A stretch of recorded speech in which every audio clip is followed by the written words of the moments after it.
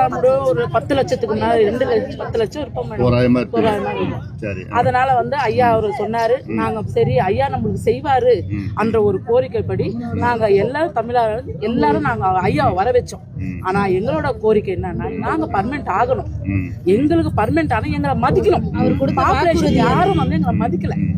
நாங்க செய்யறது எவ்வளவு உங்களுக்கு ஊதியம் வருது ஐயா? எங்களுக்கு 7000 ரூபாய் சம்பளம் ஐயா. எங்க ஊதியத்துல வந்து நாங்க 7000 ரூபாய். எவ்வளவு நாளா நீங்க வேலை செய்யறீங்க? நான் 12 வருஷமா வேலை செய்யறேன் ஐயா. ஆனா என்னோட ஊதியம் என்னோட தொழிலாளர்கள்லாம் 30 வருஷம் 40 வருஷம் சம்பளம் வாங்குறோம். இன்னைக்கு வந்து 12000 சம்பளம் தான் வாங்குறாங்க. 30 வருஷமா அவ்வளவுதான் ஐயா சம்பளம் வாங்குறாங்க. எல்லாரும் அமைதியா ஒவ்வொருத்தரா சொல்லுங்க அந்த மாதிரி ஐயா. அதனால வந்து எல்லாருமே கஷ்டப்படுறோம். இன்னைக்குதான் நேத்து தான் வந்து எங்களுக்கு போன வருஷம் நாங்க வந்து கஷ்டப்பட்டு தரமணியில வந்து லீவு, மே மாசம் கோடை விடுமுறை எல்லா துறையும் லீவ் விட்டுடுவாங்க. ஆனா எங்க பசங்களுக்கு மட்டும் லீவே கிடையாது. நீங்க கேட்டா 300 நாள் வேலை திட்டத்துல தான் நீங்க வந்திருக்கீங்க அப்படின்னு ஒரு அமைச்சர் சொன்னாரு. இல்ல ஐயா, சின்ன குழந்தைங்க எங்களால வர வைக்க முடியல ஐயா, பசங்க வரல, எங்களுக்கு சீடி போங்க, எல்லாருமே வருவாங்க. அந்த டைம்ல எங்களை பிள்ளைங்களை வச்சுன்னு பாத்துக்க முடியலையா. ஒரு பேரண்ட் கிட்ட போய் கேட்டா அதெல்லாம் அனுப்ப முடியாதுமா, உங்களுக்கு போய் நீங்க எங்கன்னா கேட்டுக்கோங்க அப்படின்னு சொல்லுவாங்க. சரி மேடம் ப்ளீஸ் மேடம் அப்படின்னு கெஞ்சி கூத்தாடும். இல்லம்மா அனுப்ப முடியாதுன்னு சொல்லுவாங்க. சரின்னு சொல்லிட்டு கொஞ்சம் வச்சு நாங்க எப்படியோ கஷ்டப்பட்டு இந்த வேலையை எங்களுக்கு ரொம்ப வாழ்வாதாரம் கஷ்டம் ஐயா. எங்க கஷ்டத்துக்காக தான் நாங்க இந்த வேலைக்கே வந்திருக்கோம். இன்னைக்கு எங்களோட 7000 சம்பளத்தை வச்சுக்கிட்டு நாங்க எவ்வளவு கஷ்டப்படும். 12000 ரூபாய் சம்பளம் ஐயா ஒரு டீச்சருக்கு. 12000 ரூபாய் சம்பளத்துல அந்த டீச்சர் 5000 ரூபாய் இங்கே கஷ்டப்பட்டு விட்டுட்டு போறாங்க. ஒரு அங்கன்வாடி மையத்துல எல்லாமே அந்த டீச்சர் வாங்கி போடணும் ஐயா. ஐயா எவ்வளவு கஷ்டப்படுறாங்க தெரியுமா ஐயா? அமைதியா இருங்க. ஒரு டீச்சரு ஒரு செப்டம்பர் மாசம் பால் விட்டு டைமா இருக்கு, அவங்க ஒரு வண்டியில பெட்ரோல் போட்டு இன்னொரு இடத்துக்கு போனோம் ஐயா. எல்லா பஸ் வசதி இல்லாத எவ்வளவு கஷ்டப்படுறாங்க, எவ்வளவு இருக்கு.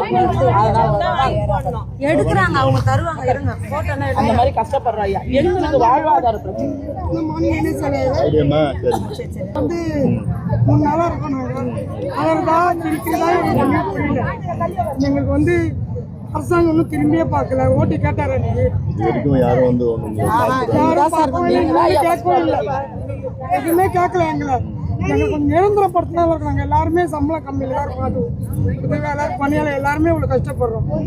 எங்களுக்கு ஆஃபீஸருக்கு ரொம்ப டார்ச்சர் பண்ணுறாங்க. தரங்கன்னு தேசிய பசங்களாம் நேற்று மழை கடிச்சு வந்துட்டு கொடுத்துட்டு அப்புறம் முன்னேற்ற ஒருத்தர் ஹாஸ்பிட்டலுக்கு சேர்த்துட்டாங்க. ரொம்ப இது எங்களுக்கு ஏதாவது ஒன்று பாருங்க சார். நிச்சயமா உங்க கோரிக்கைகளை அரசுக்கு எடுத்துட்டு இது இல்லாம என்னென்ன கோரிக்கைகள் இருக்கோ நிச்சயமா ஏன்னா இதுக்கு முன்னாடி கூட நான் வந்து அழுத்தம் கொடுத்துட்டு இருந்தோம். ஸ்டேட்மெண்ட் பல இல்ல ஐயா அவர் சொன்னதை வந்து இப்ப நிறைவேற்றணும் ஐயா. எங்களுக்கு எத்தனையோ வாக்குறுதி சொல்லி இருக்கிறாரு. 313 வாக்குறுதி சொன்னாரு. திரும்பியே பார்க்கல எங்களை. அவரு 313 வாக்குறுதி திரும்பி பார்க்கல. இந்த கூட்டமைப்பு சத்துணவு மற்றும் அங்கன்வாடி ஊழியர் சங்கத்தினுடைய ஏதாவது ஒரு இது பேப்பர்ல இருக்கீங்களா? கோரிக்கை நோட்டீஸ் எல்லாம் இருக்கா? நோட்டீஸ் ஏற்கனவே போட்டவங்க தொடர்ச்சியான போராட்டங்கிறதுனால அப்பப்போ நேற்று 3 நாளா மறியல் பண்ணுங்க. ஆயிரக்கணக்கான பெண் ஊழியர்கள்னா சொன்ன வாக்குறுதி நிறைவேற்றுறதுக்கு தான் அவர் சொன்னாரு. உங்களுக்கு தெரியாதுல 525 வாக்குறுதி கொடுத்தாரு. 505 வாக்குறுதிகள் கொடுத்துட்டு எங்க கோரிக்கை இதுவரைக்கும் செய்யல. ஆட்சியை மாற போகுது. 313 காலமுறை ஊதியம் கொடுத்து நிரந்தரப்படுத்த. அதே போல ஓய்வு பெற்ற ஊழியருக்கு குறைஞ்சபட்ச பென்ஷனாக 6750 அகவலைப்படியுடன் தரும்னு சொன்னார்.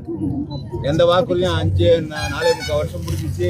நாங்க அறப்போராட்டத்து மூலமா பலகட்ட போராட்டம் பண்ணி பார்த்தோம். சந்திக்கிற வாய்ப்பே இல்லை. ஒரு அமைச்சர் துறை அமைச்சர் போட்டுக்கிறாங்க கீதா ஜீவன். அது ஏதான் அந்த அமைச்சர் போட்டாங்கன்னு தெரியல. அதுக்கு எந்த ஒரு முக்கியத்துவம் இல்லை. அது எதுக்கு சமூக நலத்துறை அமைச்சரா இருக்குன்னு தெரியல.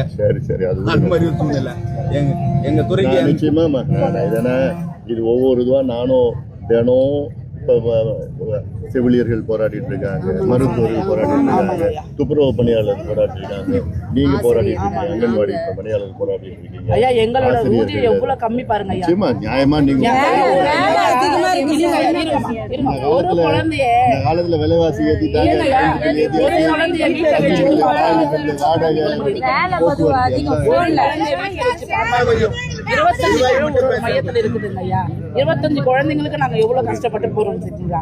எங்களோட கஷ்டம் ரொம்ப எவ்வளோ கஷ்டம் நீங்க சேவை செய்றீங்க, குழந்தைங்களை வேற பார்த்துக்கிறீங்க. டார்ச்சர் வேற கொடுக்குறாங்க சார் ஆபீசர்லாம். எல்லாமே ஆன்லைன் ஒர்க்குங்க சார், எல்லாமே ஆன்லைன் சஸ்பெண்ட் அதெல்லாம் பயந்து பயந்து உட்காந்துருக்கோம். தைரியமா இருங்கம்மா, நான் இருக்கிறேன். நான் மட்டும் இல்ல, நாங்கெல்லாம் இருக்கிறோம். அதனால நீங்க தைரியமா இருங்க. ஒரு இதை நாங்க அழுத்தம் கொடுக்குறோம். 10 லட்சம் ஓட்டுங்க எங்களுக்கு. ஓட்டுக்காக எல்லாம் இல்ல, 10 லட்சம் ஓட்டை வந்து எனக்கு உங்களுக்கு நியாயம் வேணும். வாக்குறுதி கொடுத்தா நிறைவேற்றணும். நிறைவேற்றணும். அது நிறைவேற்றத்துக்கு எதுக்கு அவர் வாங்கி தர்றாரு? எதுக்கு பொய்யான வாக்குறுதி கொடுத்து ஆட்சிக்கு வந்ததும் மறந்துடுறாரு? எதிர்கட்சியா இருக்கும்போது மட்டும் நல்லா செயல்படுறாரு. அது தெரியுது. அதெல்லாம் நான் இங்க அதெல்லாம் உள்ள நான் அரசியல் பேச வரல. நான் வந்தது உங்களுக்காக நான் வந்திருக்கிறேன். நிச்சயமா நான் எடுத்து நான் நல்ல அழுத்தம் கொடுக்குறேன். போராட்டத்துக்கு நான் முழு ஆதரவு கொடுக்குறேன்.